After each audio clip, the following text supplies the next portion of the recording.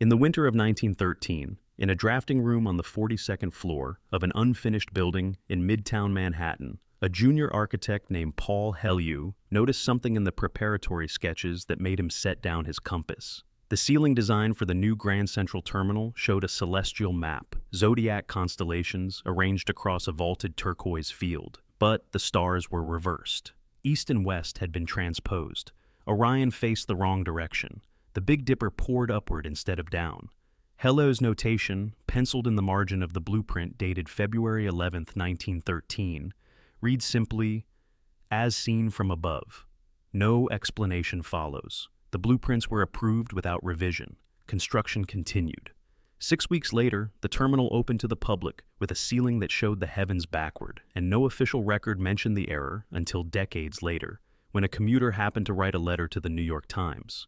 The standard explanation, repeated in guidebooks and placards, claims the reversal was a mistake, a draftsman's error, copied from a medieval manuscript that depicted the celestial sphere from God's perspective, looking down at Earth rather than up from it. The story is tidy. It accounts for the inversion. It provides historical precedent. It assigns blame to an anonymous draftsman now beyond questioning. Yet the physical evidence does not align with this narrative. The Zodiac painted on Grand Central's ceiling matches, star for star, a specific 15th century manuscript held in the Bibliothèque Nationale de France. But that manuscript itself contains marginal notes suggesting it was copied from an older source, one that depicted the sky not as observers see it, but as architects might need it, a reflection, a mirror image, a template for something built rather than observed. On October 2nd, 1911, 2 years before the terminal's completion, engineers conducted acoustic tests in the partially completed main concourse.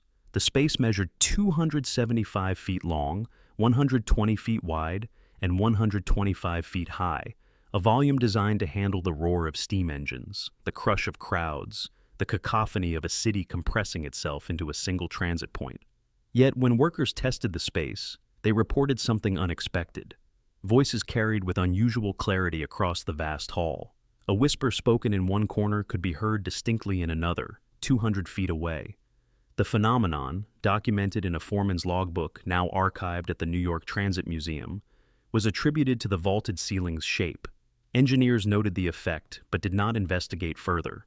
The arches had been designed for structural support, not acoustics, or so the official record insists.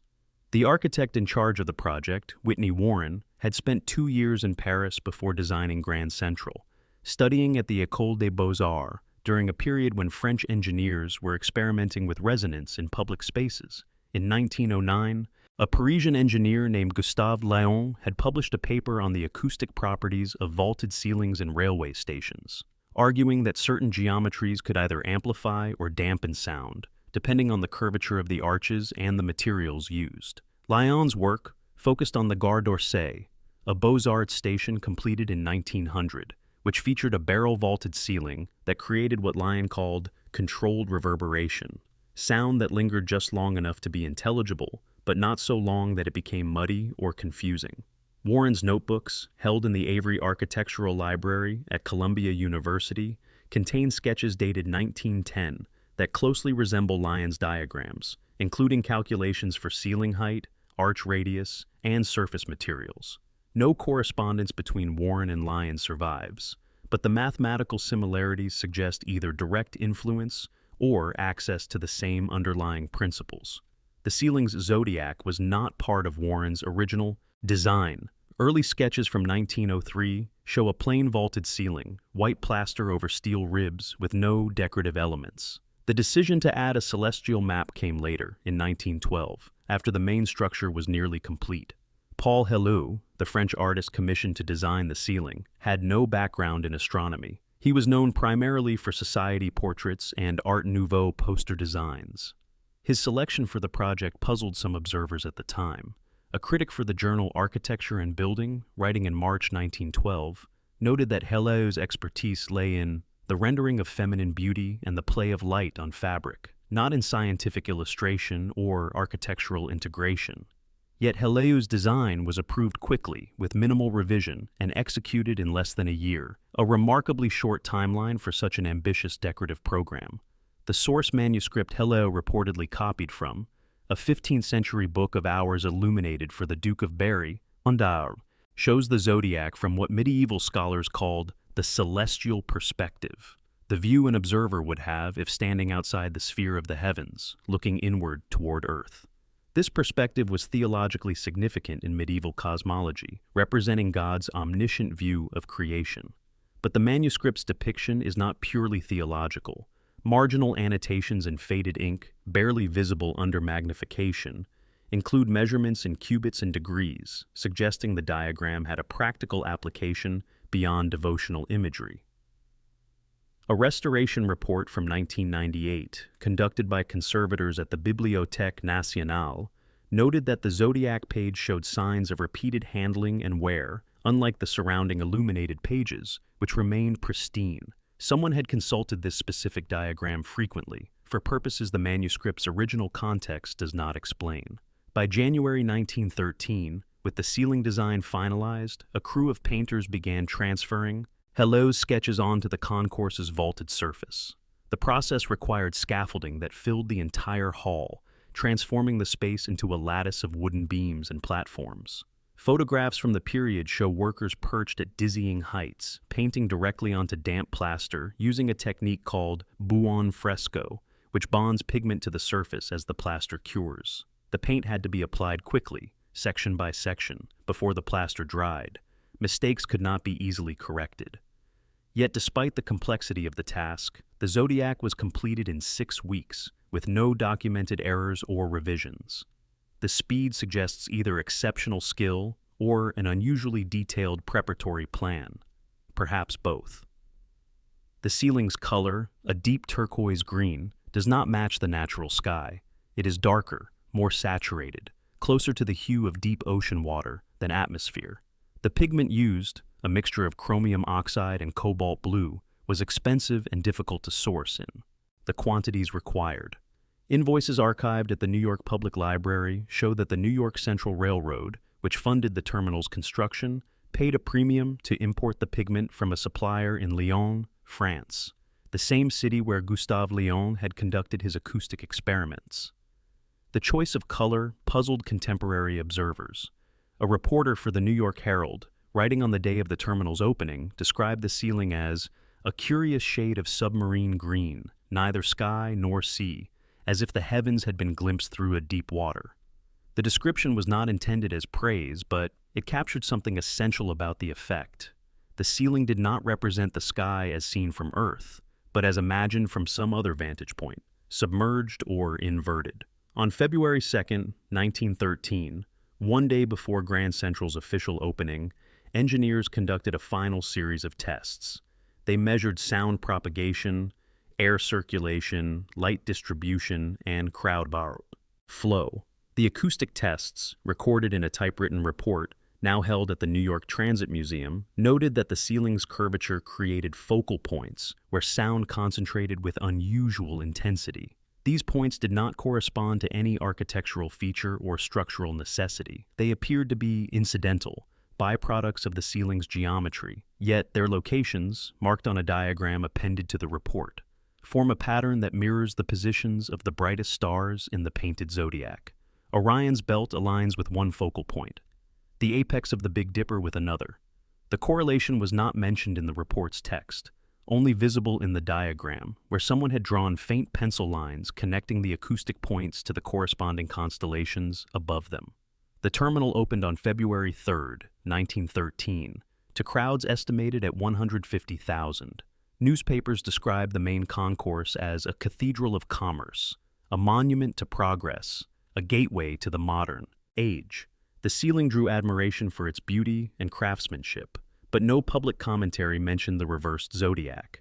Either the inversion went unnoticed, or it was considered too trivial to remark upon. The first documented mention of the error appeared in 1935, in a letter to the editor of the New York Times, written by a high school science teacher who had taken his students on a field trip to the terminal. The teacher, whose name was not published, pointed out that the constellations were backward, and speculated that the designer had copied from a medieval source without understanding the astronomical context. The Times printed the letter without comment, No response from the terminal's management followed. The ceiling remained unchanged. In 1944, during World War II, the main concourse served as a gathering point for soldiers shipping out to Europe.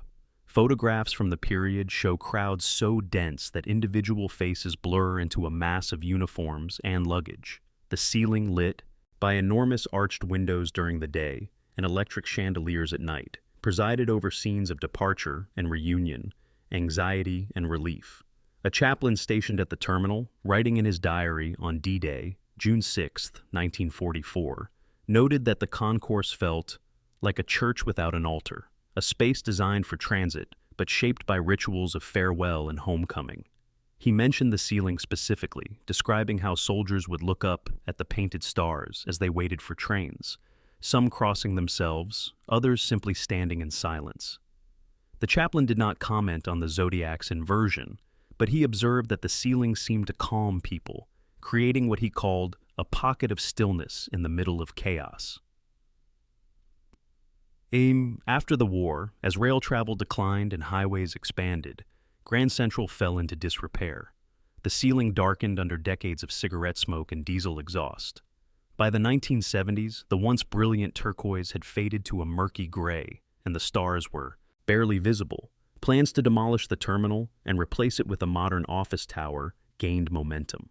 The building was saved in 1978 when the U.S. Supreme Court upheld New York City's landmarks preservation law, designating Grand Central a historic site. Restoration began in the 1990s, funded by a combination of public and private investment. Workers cleaning the ceiling discovered that the grime concealing the Zodiac was not merely dirt, but a thick layer of coal tar deposited over decades by steam locomotives. Beneath the tar, the original paint remained intact, its colors as vivid as the day they were applied. The restoration team, led by a conservator named James Marston Fitch, faced a decision. Should they correct the Zodiac's inversion during the restoration, or preserve it as part of the terminal's historical character? Fitch consulted with astronomers, historians, and architects. The consensus was to leave the ceiling as originally designed, reverse Zodiac and all. Fitch's report, completed in 1996, argued that the inversion was not a mistake, but a deliberate choice, reflecting either the medieval celestial perspective or an artistic interpretation that prioritized visual composition over astronomical accuracy. The report acknowledged that no definitive evidence supported this conclusion, but it noted that correcting the error would require repainting the entire ceiling, destroying the original work. Preservation, in this case, meant accepting the mystery rather than resolving it. The restored ceiling was unveiled in October 1998. The turquoise had been returned to its original intensity, and the constellations glowed gold against the deep green field, illuminated by fiber optic lights embedded in the plaster to simulate stars. The effect was striking, almost otherworldly. Commuters who had walked through the terminal for years stopped to stare upward, as if seeing the ceiling for the first time. Media coverage of the restoration mentioned the reversed. Zodiac as a charming quirk, a conversation piece, evidence of human fallibility in an otherwise flawless design. But some observers noticed something the restoration had made newly visible. The stars were not merely reversed, they were also shifted slightly in relation to each other, creating distortions that do not appear in any known celestial map, medieval or modern. An astronomer named David Levy, writing in Sky and Telescope magazine in 1999, analyzed the ceiling's zodiac in detail. He found that while the overall pattern matched the Duke of Berry's manuscript, individual stars had been moved, some by fractions of a degree, others by several degrees, in ways that could not be attributed to copying errors or artistic license. The distortions followed no obvious pattern. Orion's belt, for example, was compressed horizontally but expanded vertically, creating a narrower, taller configuration than appears in any historical star chart.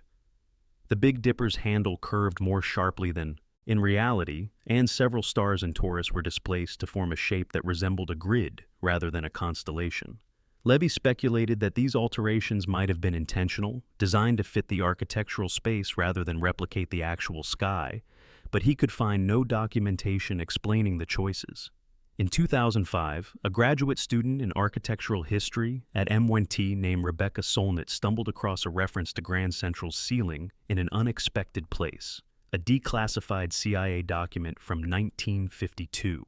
The document, part of a larger file on Cold War communications security, discussed the acoustic properties of public spaces and the potential for covert surveillance. It mentioned Grand Central's main concourse as an example of a resonant environment where sound could be directed and concentrated through architectural geometry. The document did not elaborate, but it included a footnote referencing a 1913 engineering report, the same report that had noted the ceiling's acoustic focal points. Solnit requested the full engineering report through a Freedom of Information Act filing. After a 2-year delay, she received a heavily redacted version, with entire sections blacked out. The diagrams were missing entirely. Solnit's findings, published in a 2008 article in the Journal of Architectural Research, suggested that Grand Central's ceiling might have been designed with acoustic properties in mind, not merely aesthetic ones. She noted that the focal points identified in 1913 corresponded not only to the brightest stars in the Zodiac, but also to specific locations in the concourse where sound would naturally concentrate due to the ceiling's curvature. If someone spoke at one focal point, their voice would carry distinctly to another focal point across the hall, creating what acousticians call a whispering gallery effect. Solnit speculated that this effect might have been intentional, designed to facilitate communication across the crowded space, or perhaps to enable covert listening. She could not prove either hypothesis, but she noted that Whitney Warren's notebooks contained several references to acoustic focal centers without explaining their purpose. By 2010, Grand Central had become one of New York's most visited landmarks, attracting tourists who came specifically to see the reversed Zodiac. Tour guides repeated the story of the medieval manuscript and the draftsman's error, embellishing it with details that had no basis in historical record. The ceiling had become a myth, more famous for its mistake than for its artistry. Yet the people who worked in the terminal daily, commuters, vendors, maintenance staff, often described a different experience. They spoke of the concourse as a place where sound behaved strangely, where voices seemed to originate from unexpected directions, where whispers carried further than shouts. A janitor interviewed in 2011 for a documentary about the terminal mentioned that he avoided speaking near certain spots in the concourse because his voice would echo back to him like someone else was talking. He could not explain the phenomenon, and he did not connect it to the ceiling, but he had learned which areas to avoid through years of trial and error. In 2014, a team of acousticians from Rensselaer Polytechnic Institute conducted a comprehensive study of Grand Central's acoustic environment using laser scanning and computer modeling to map sound propagation throughout the main concourse. Their findings, published in the Journal of the Acoustical Society of America, confirmed that the ceiling created multiple focal points where sound concentrated with unusual clarity. The locations of these points matched the 1913 engineering report almost exactly, but the study went further. It showed that the focal points formed a network, a geometric pattern that allowed sound to travel from one point to another with minimal diffusion. Someone standing at focal point A could hear a whisper from focal point B as clearly as if the speaker were standing next to them, even though they might be 200 feet apart. The effect worked in multiple directions, creating what the researchers called a distributed whispering gallery, a space where sound could be directed and controlled through geometry alone.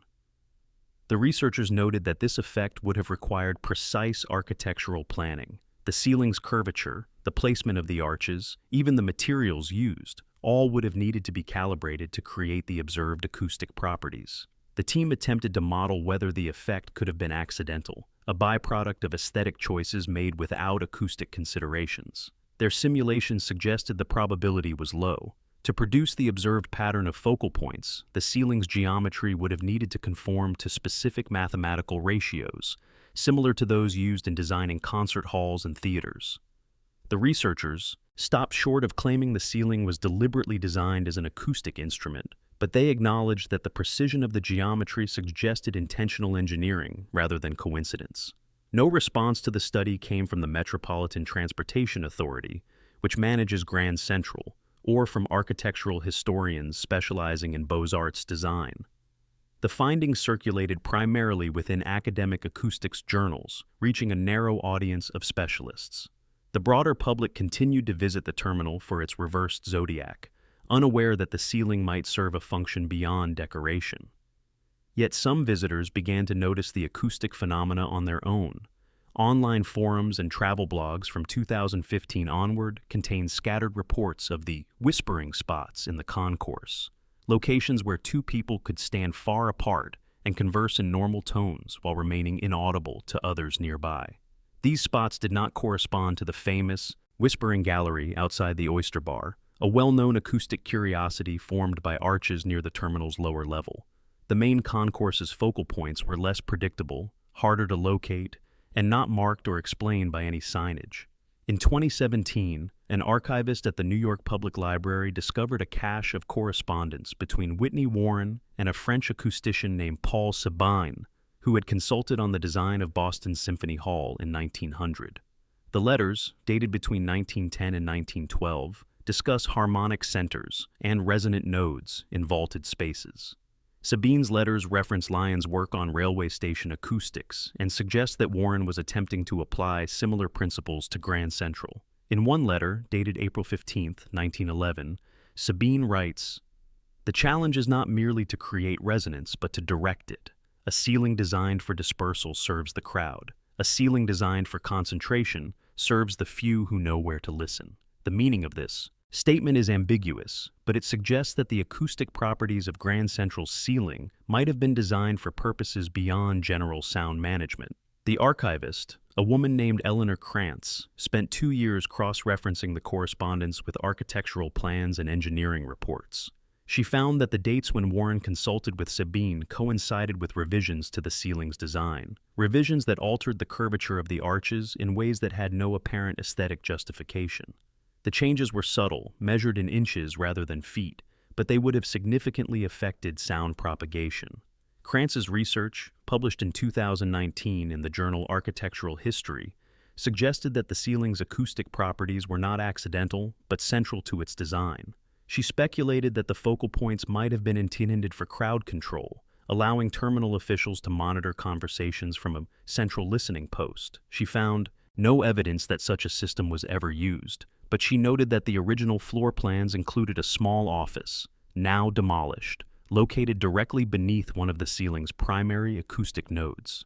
On September 22, 2019, a commuter named Sarah Huang, waiting for a train during the evening rush, noticed a man standing alone near the center of the concourse, speaking quietly into his phone.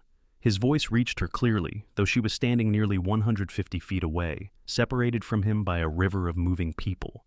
She could hear every word he said, as if he were standing next to her, while the surrounding crowd noise faded into a low hum. She moved a few feet to her left, and the effect vanished.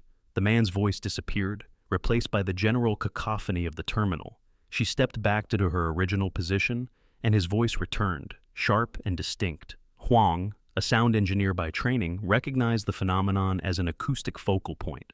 She began mapping the terminal, identifying locations where sound concentrated or disappeared, and documenting the geometry of the ceiling above each spot. Her findings, shared on a sound design forum, attracted attention from acousticians and architects, some of whom visited the terminal to verify her observations.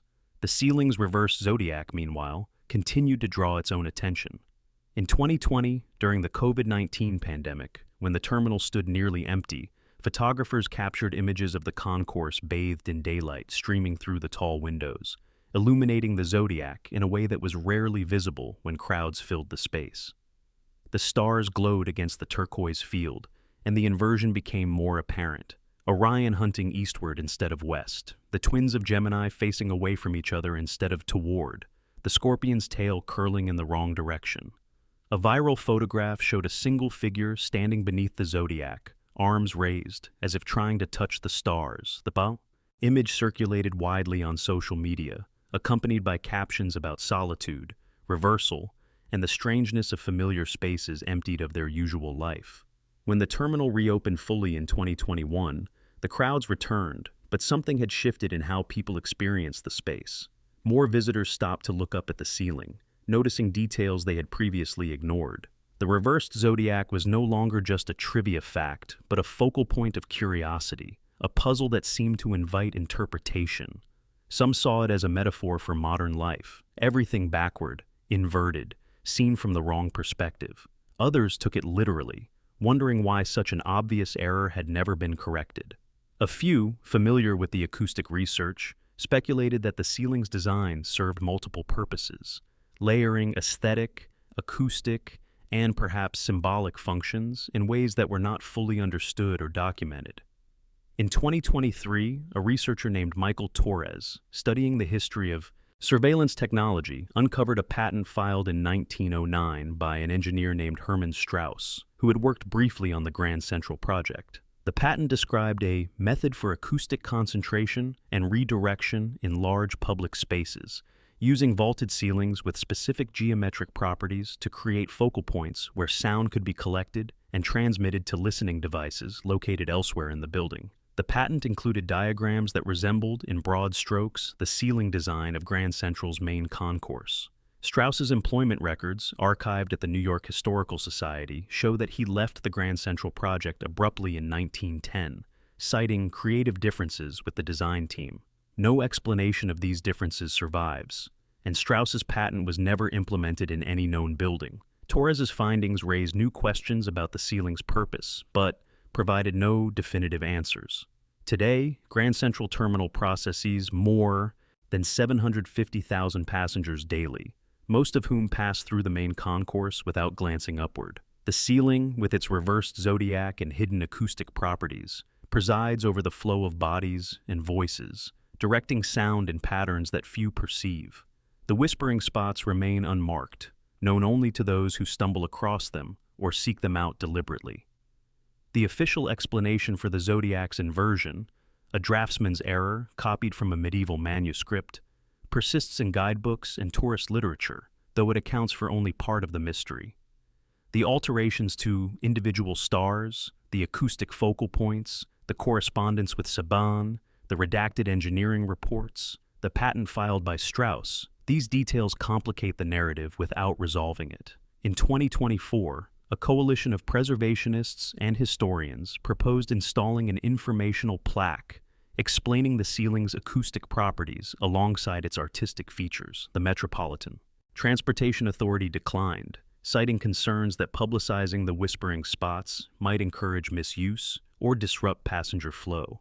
The ceiling remains, as it has for over a century, both visible and hidden, a public monument whose full design remains partially obscure, a space shaped by decisions made long ago for reasons that were never fully documented or have been deliberately obscured.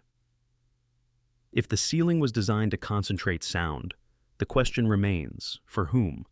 The focal points do not serve passengers navigating the terminal. They do not improve general acoustics or crowd communication. They create isolated zones of clarity in a sea of noise, allowing specific conversations to be heard across great distances by anyone standing in the right location. Whether this was intended for surveillance, for architectural experimentation, or for some other purpose that has been forgotten or suppressed, the physical evidence offers no conclusion. The ceiling, reversed and distorted, continues to perform its dual function, a work of art admired by millions, and an acoustic instrument whose purpose, if intentional, has never been publicly acknowledged. The stars remain backward, the focal points remain active, and the mystery persists, suspended 125 feet above the heads of commuters who cross the concourse daily, beneath a sky that shows the heavens as they have never been seen from Earth. Inverted, altered, designed not for observation, but for something else entirely.